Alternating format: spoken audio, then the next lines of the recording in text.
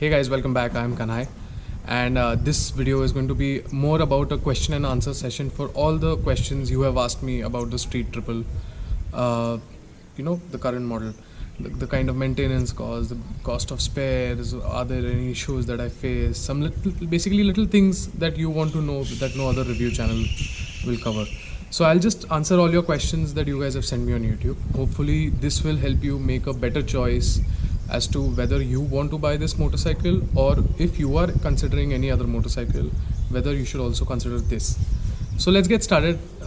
We'll start with no particular order, but I'll just try to read out the questions that are the most sensible and sort of give you an answer after using the bike for 30,000 kilometers now. So let's go.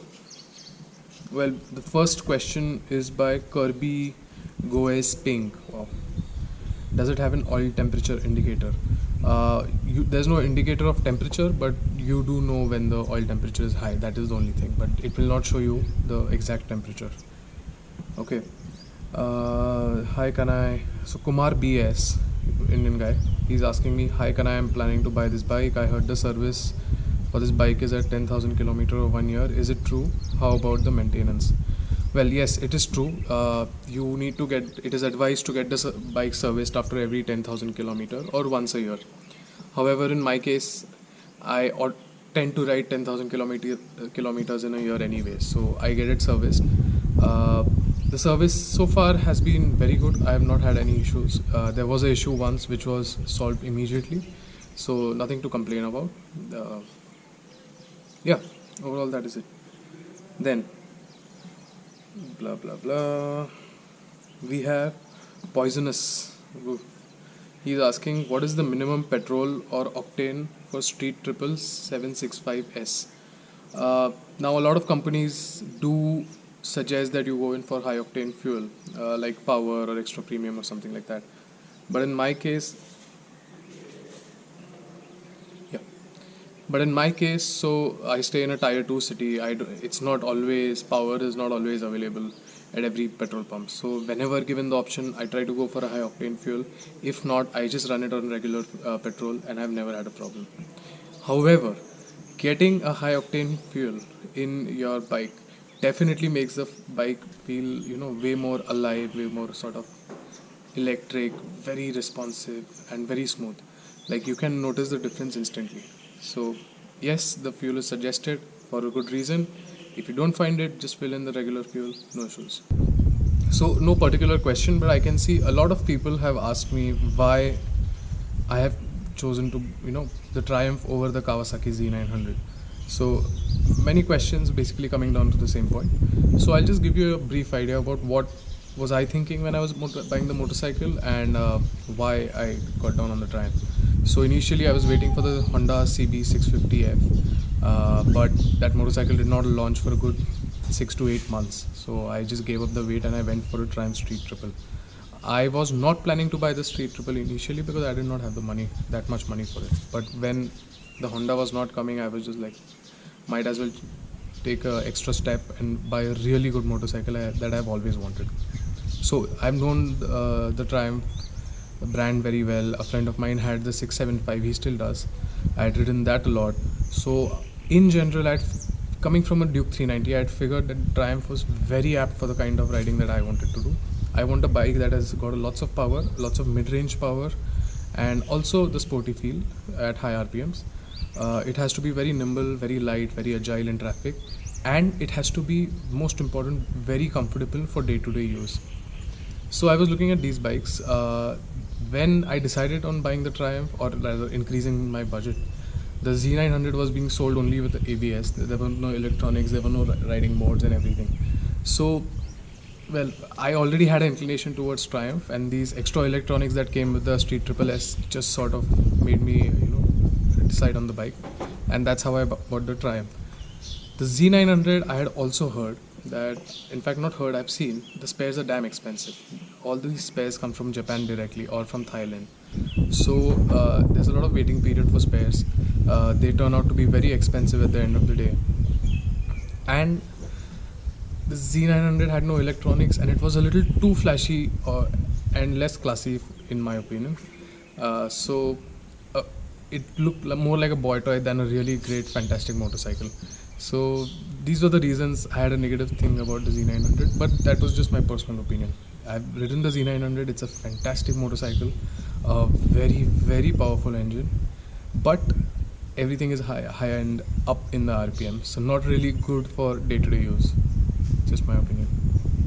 Okay, so next, Z900.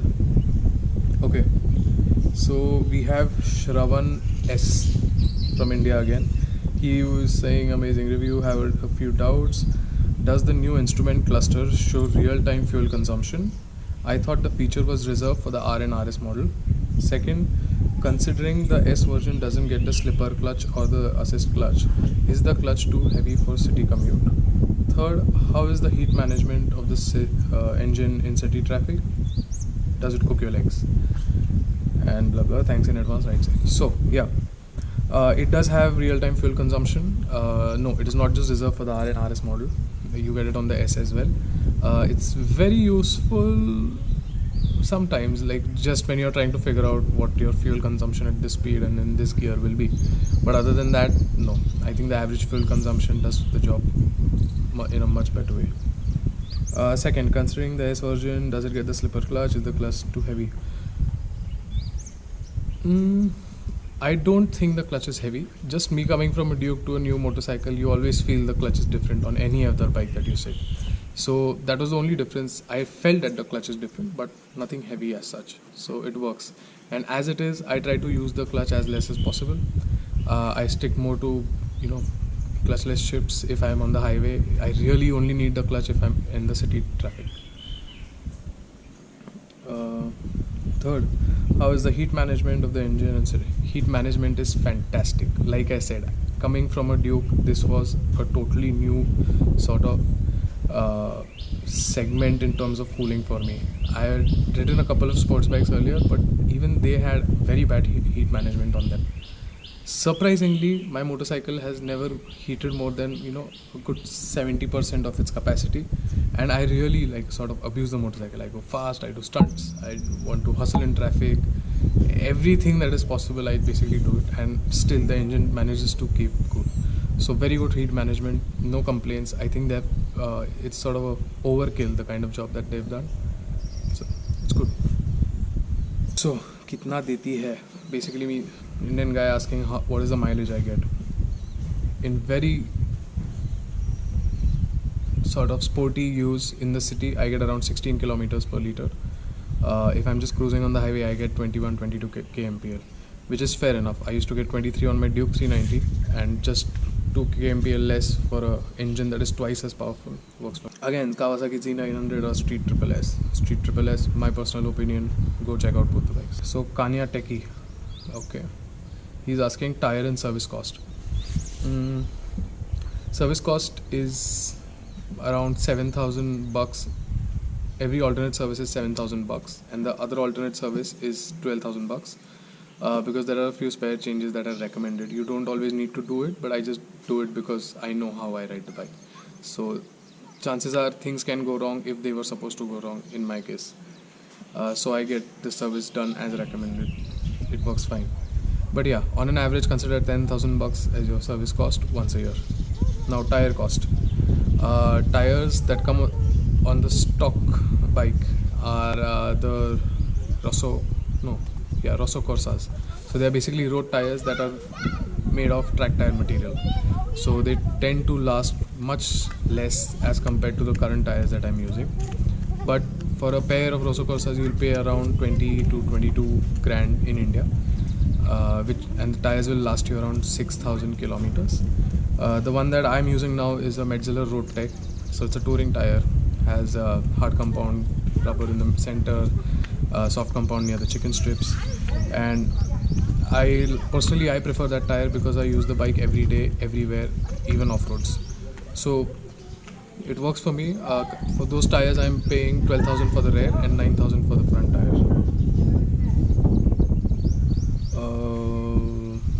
Yeah, Raghavendra KV again, Indian guy. He's asking me which other accessories could be mounted on this machine for planning long trips.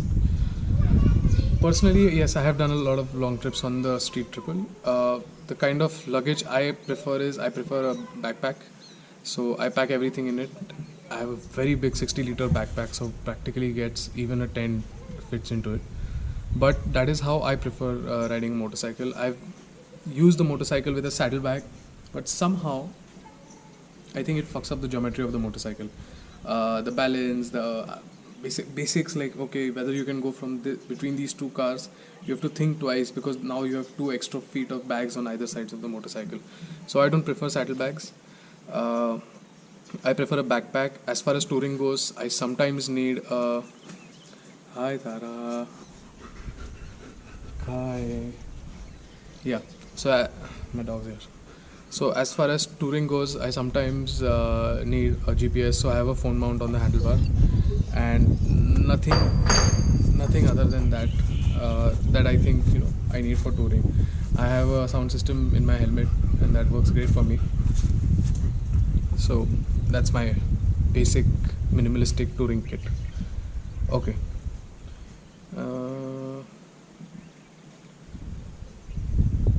Good question. Subhridhi Agri Foods. Wow, company account. So he wants to know, I own the same bike. The ground clearance is a big issue for me. The low beam lights also gone thrice in 1 year. Tire torn out in 7,000 kilometers. Well, so ground clearance, yes, it is a issue even for me, but it is not an issue when I'm riding alone because I sort of either jump the bike over the speed bump or play something like that. But it is a big issue when you have a pillion with you. Of all the motorcycles in this category, the KTM Duke 790, the GSX S750, the Street Triple and the Z900, I think the Triumph has the worst ground clearance and the 790 Duke has the best. So it can be a problem with the pillion in India because we have the extra large speed bumps. So yeah, low beam lights gone thrice in 1 year. I had that problem. I figured out the cap behind the headlight was loose and probably that was causing the issue. I just fixed that, tightened the cap, and the issue, I never lost a bulb again. So go check that out. Tire torn out in 7,000 kilometers. Like I said, the stock tires are very soft. They're sort of track tires. So you're lucky they lasted 7,000. In my case, I was done by around 5,500 or 5,700. So lucky you. And if you use track tires, they're going to last 7,000. If you use a road tire, it is going to last 9 to 10,000 kilometers. If you use a touring tire, it's going to do between 12 to 13,000 kilometers. Basics. So Harshad Dongre, he wants to know how has the service experience and service cost been till now. Like I said, 7,000 for the first service, 12,000 for the second, again 7,000 for the third, and vice versa. So yeah, that is the cost, and service experience is fantastic. I've never had an issue.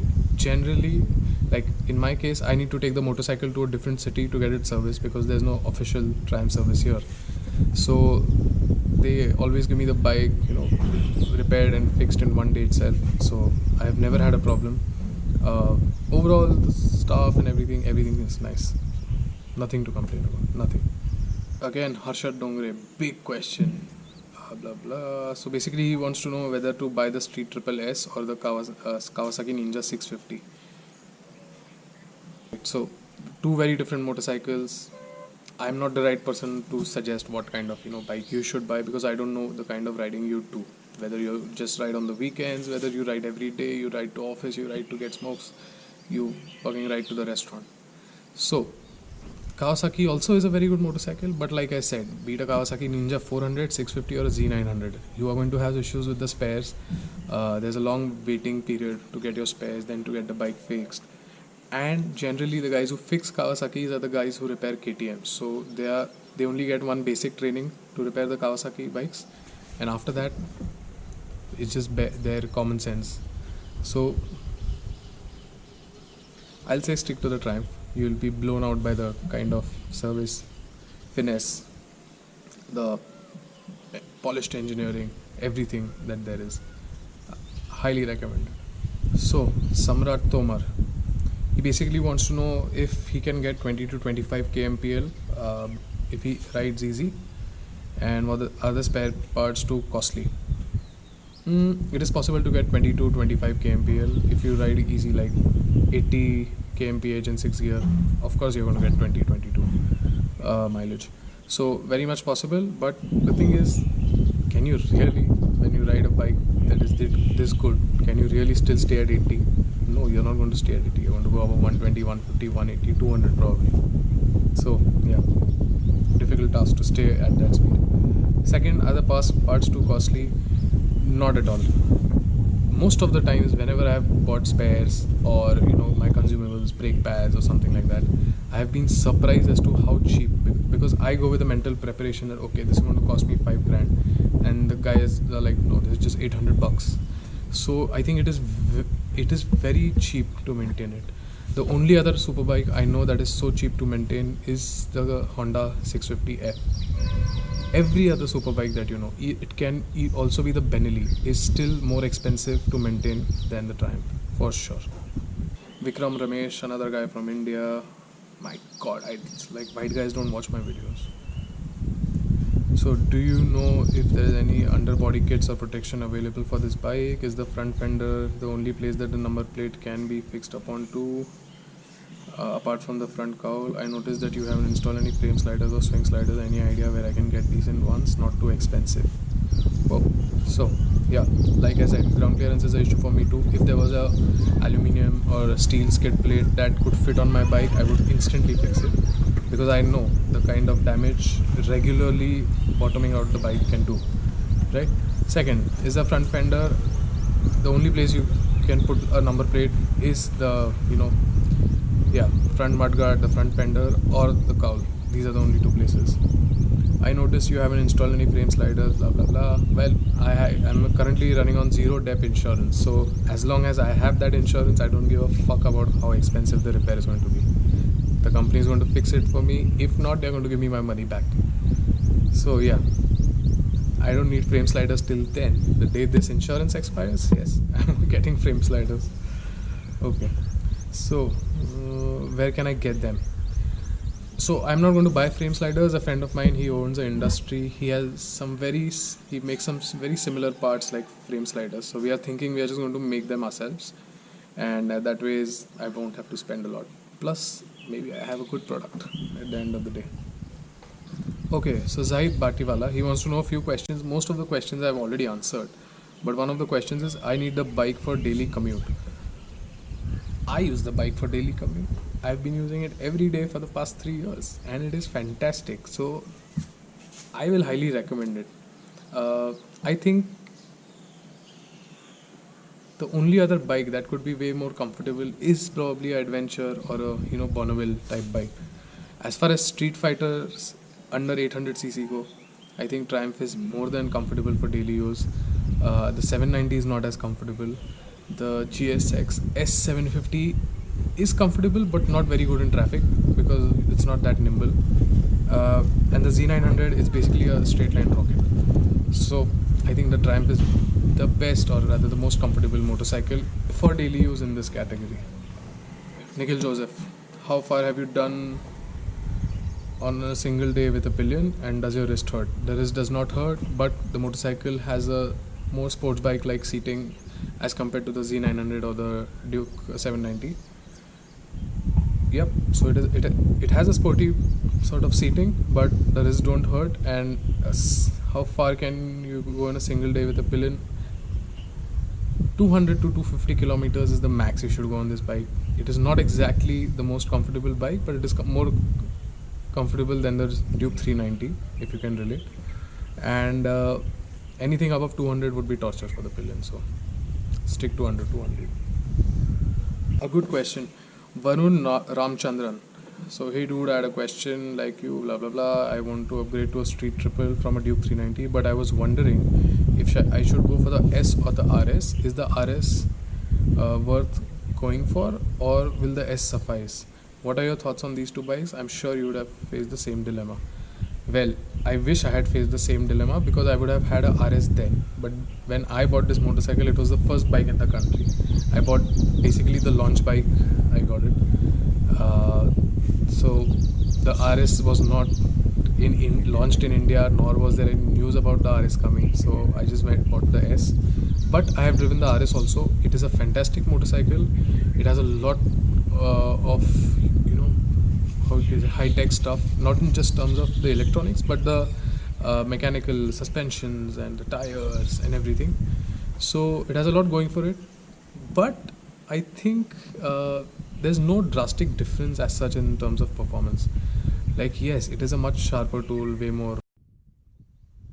Yes, so the RS is much better in every way, but the best thing, like I would not have got the RS. I would have got the R if the R was also available in India then. For two things. One is the bricks, and the second is the screen, TFT screen. So these are the only two really great things I like about the RS.